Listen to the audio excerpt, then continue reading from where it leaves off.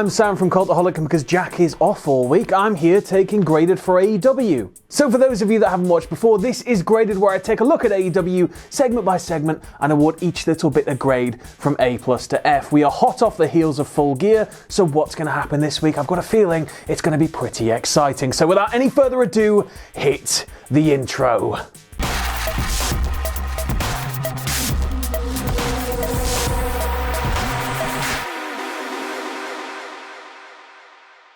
So we get a big recap package from Full Gear to open the show, just basically highlights, and it ends with Kenny Omega being seen to by rehab staff sort of this week, I guess. He's got a pretty meaty black eye, his scars on his back are all starting to sort of scab up, and he's just being told, like, essentially, you're not cleared to compete. And he's like, well, what about Moxley? And he's like, well, Moxley was banged up, but, you know, he's fine. Kenny looks really annoyed. He just sort of walks off through a door on his own, doesn't say a word to anybody. He just looks a bit disheartened. And then we go to the ring for the first match of the night, which is Michael Nakazawa against Jon Moxley. As the rehab staff told Kenny, Moxley seems to be absolutely fine. You know, that match was in his wheelhouse, so it makes sense that he's just not going to really care about even sort of small minor injuries. He's just going to carry on wrestling. He makes incredibly quick work of Nakazawa and puts him away with the paradigm shift, and then he gets on the mic. He tells everybody in attendance and everybody in the back that he delivered exactly what was promised at Full Gear. And essentially, he swears that he's going to scorch the earth of AEW, and anybody who's stupid enough to get in his way, he's going to put them down. So he's essentially issued an open challenge, and then he peels out of the ring and disappears through the crowd. So this one gets an A, but anybody that knows my grading system, if they watch the shows that I grade, squashes usually get a C unless there's something major. This promo itself took it all the way up to an A. It was great. Moxley was full of fire. Everything just felt really raw. It was class. The crowd reaction was great as well. They were super hot for it from the get-go, and it just set the night in motion for a blistering pace. The next match of the night is the Jurassic Express against the Dark Order. Stunt and Jungle Boy get off to a really strong start here, but they come up against the wall that is the Dark Order. Marco Stunt is sort of distracted, and this allows them to capitalize, isolating him and beating him to a pulp. The desperation here is done so well. Like, Stunt gets within inches of Jungle Boy's fingers time and time again, but he's just dragged back to that corner and beaten down. There's even a point where Jungle Boy almost gets the tag, but he's pulled off the apron and beaten down on the outside. He does, of course, eventually get the hot tag though, jumps in, cleans house, levels Grayson, hits a dive, and, you know, everybody goes mental. There's a great Dragon Rana from Stunt and an even better pin breakup here. Stunt goes for the pin off the Dragon Rana, and Uno just throws Jungle Boy into him, and just the entire thing falls apart. After nailing Jungle Boy with a dual super kick on the outside, Grayson hits the Nightfall on Stunt in the ring, and then the Order hit the Fatality on him, and they pick up the win. Post-bell though, Evil Uno gets on the mic and he tells Stunt, you know, I see promise in you. You're a strong little fighter, and I think you would do well if you came on board with us. And he sort of has this mask ready for him to join his weird little gimp club, but Jungle Boy's like, no, and he takes it off. But Stunt actually reaches out to it, like he's quite tempted, like there's some weird mystical attraction to this mask. The Order initially are sort of like, okay, fair enough, and then they jump them. They just start laying them out, beating them down, all of the Gimp boys jumping in and just like stomping on them. And then who else is going to make the save but Luchasaurus? He comes down, cleans up, and this one gets a B+. For two teams that are on a bit of a losing streak, I think this showcased them both very well, especially the Order. This is the first time where I've really been intrigued and excited by the Order. I really like the idea of this weird like mask thing. Like, are they going to start a cult? Are they going to start sort of trying to get more and more established names from the roster to join their ranks? It's that sort of stuff really intrigues me. It just felt really sinister, and it's something I'm going to keep an eye on from now on. And of course, we had the return of Luchasaurus, who lied and told everybody he was going to be out till 2020, the little scamp. The next match is a three-way. It's Darby Allin against Peter Avalon against Shawn Spears. This one starts with a comedy spot as the guys are all sort of staring at each other in that triangle. Avalon is sort of the one that's just not getting looked at. Allin and Spears are staring at each other, and so he's like, well, and he climbs up the turnbuckle, jumps off, and they both move, and he goes for a splash, but he just pancakes in the middle of the ring. Allin and Spears, though, just start going at it. The pace is great, the aggression's great, and Allin is sort of coming out on top. It's really cool. When Spears is on the outside, Allin attempts to go off the top rope and sort of dive onto Avalon to keep him taken out, but Spears shoves him into the ring, and this allows him to take advantage of the match. Not long after this, though, Joey Janela appears at the top of the ramp, and then he and Spears start just going at it. They end up going over the barricade, and they brawl off through the crowd. It's now pretty much just a singles match. Allin quite quickly hits the coffin drop onto Avalon, picks up the 3, and then post-bell gets on the mic and he accepts Jon Moxley's open challenge. I'm only going to give this one a C+. Allin and Spears worked really well for me. I really enjoyed that, and I do understand Joey Janela wanting to come down and get like a modicum of revenge, but it sort of just detracted a little bit for me. It makes sense that Janela would go after a victory because, you know, victories actually matter in AEW, so by taking Spears out of that match, he's taking away like a mark on his record, but yeah, I just don't know. I thought this was sort of done with. But if you want to give me more Darby Allin and Shawn Spears, then, you know, I'm all for it. The clash of styles there just seemed to work really well. The next match is Nyla Rose against Dani Jordan. So Nyla gets in the ring, she absolutely has Dani Jordan's life, and then she takes massive exception when Jordan slaps her. That's when she really just starts to see red and just, you know, really pretty much murders her. She hits the sit-out powerbomb to pick up the win, and I'm gonna give this one a C. I touched on it earlier, I tend to grade squashes just right down the middle. Nyla looks great, she looks so strong here, which, you know, is the important thing. It was what it was. We then go to the ramp where Tony Schiavone and Allie are sort of doing a little bit of an interview to camera. Allie says that she's proven herself on Dark, she wants to be here on Dynamite,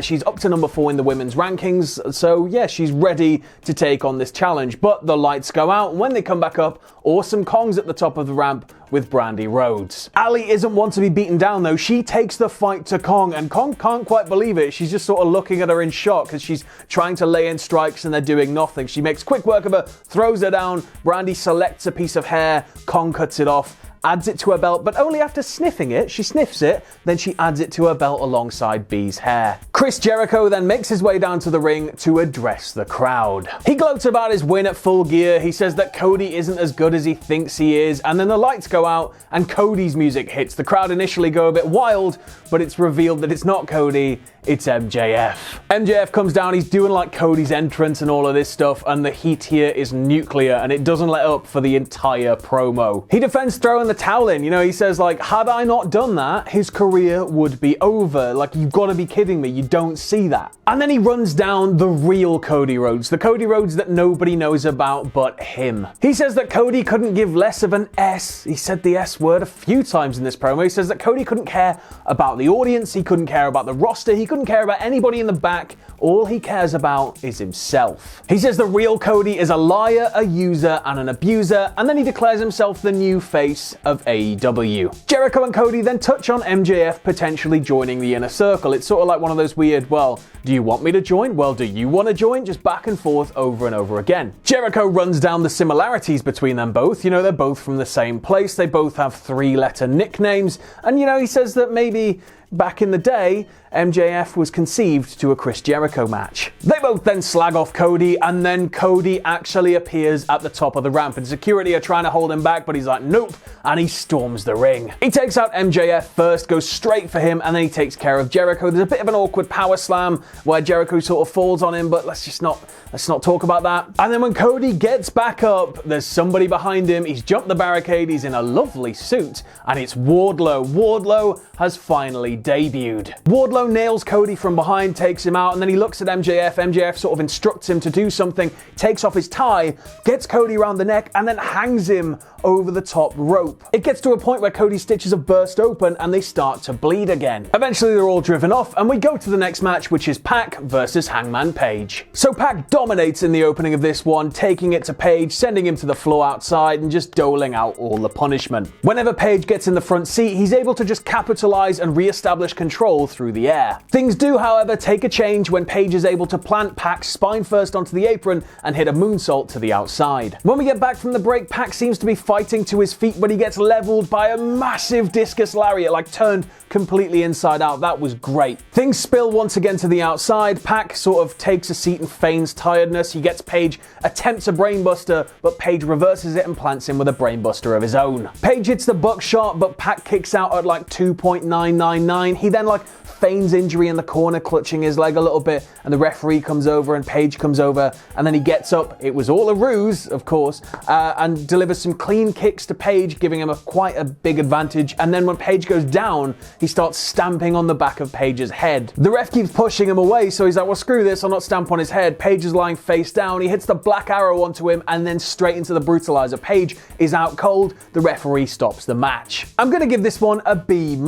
It was great, but it just felt a little bit odd. It felt like we were sort of getting a retread of quite a lot of what these guys have done before. We've seen what they can do, but this just seemed to be a little bit of a greatest hit stop. It was a good match, don't get me wrong, but it just didn't seem to sort of appeal to me personally in a way that the other matches already have. We cut backstage and the Bucks and Santana and Ortiz are going at it. Ortiz goes through a table. Santana comes off the top of a forklift. It's just insanity. Santana even grabs Nick, throws him through a door to reveal Orange Cassidy just sort of hanging out in a disabled toilet. He gently sort of closes the door and just leaves him to it. That was quite funny. This match was scheduled to be up next, and it spills through into the arena. They fight through the crowd up to the ramp. Ortiz is using the sock full of baseballs to just really lay things in. They drive the Bucks all the way to the top of the ramp, and this is where things get a little bit extreme. They attack Nick's leg with the sock, and then Matt's sort of on the other side of the stage, just like dying. They spray paint a target on a stage riser, and then he's just power bombed through it, and it sounded so horrible. Cutler then appears to try and put a stop to things. They attack him, and it's not until the private party come out that things sort of stop. I'm going to give this one a B+. It made sense here for Santana and Ortiz to really heal things up, especially after, they got sort of embarrassed by the Rock and Roll Express at Full Gear. They seem really hungry, they seem more driven than ever, and we're getting them versus Private Party next week, so that should be a great match. And then we go to the ring for tonight's main event, which is SCU against Jericho and Guevara for the tag team titles. Jericho and Kazarian start things off here, with Jericho being sent almost immediately packing for the tag to Guevara. He eats a fair bit of abuse, and then Jericho jumps in and he's once again driven to the outside. Things do eventually settle though, and we go back to Jericho against Kazarian, but whenever he can, Hager's just there on the outside, just like grabbing an ankle or something, just being a little bit of a dick. When he gets in, Guevara uses his pace to keep Kazarian on watch. He hits this really nice Spanish fly, but when he goes for a shooting star press, Kazarian rolls out the way. Sky gets in though, and he manages to keep Guevara grounded. He hits this like cutter, this springboard cutter where he like spikes Guevara's head, and then he goes into a dragon sleeper. That was really cool. But Jericho has to come in here and interject. Kazarian is taken care of by Hager, and this drives Christopher Daniels, who's on the outside sort of supporting SCU, to jump in the ring and hit a dive onto Hager. Sky almost puts Jericho away with a TKO, and then Jericho goes for a lion salt, only for Sky to get his knees up. This is quickly followed by a codebreaker from Jericho and a super close near fall,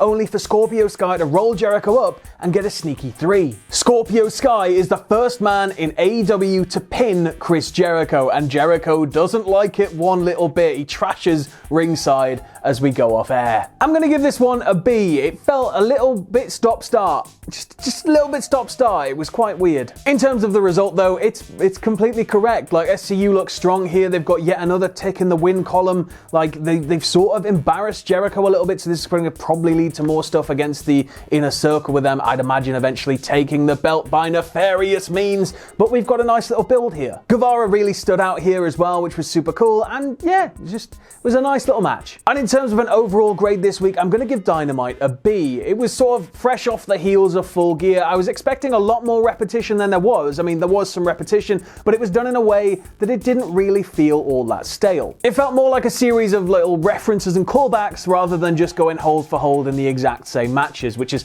quite a breath of fresh air in 2019. When you look back at the show overall, it had a little bit of everything. It was just sort of, there was something in there to cater for everybody, and the pace was blistering. It really didn't feel like 2 hours. It was great. So it's well worth checking out if you haven't watched it already, but this has been Graded. Thanks for watching. Let us know what you think in the comments below. You can follow Cultaholic on Twitter at Cultaholic. You can check us out on Facebook at facebook.com/Cultaholic. If you like what we do here at Cultaholic, you can check us out on Patreon at patreon.com/Cultaholic. And no matter what you do, don't ever forget to hit subscribe and join us.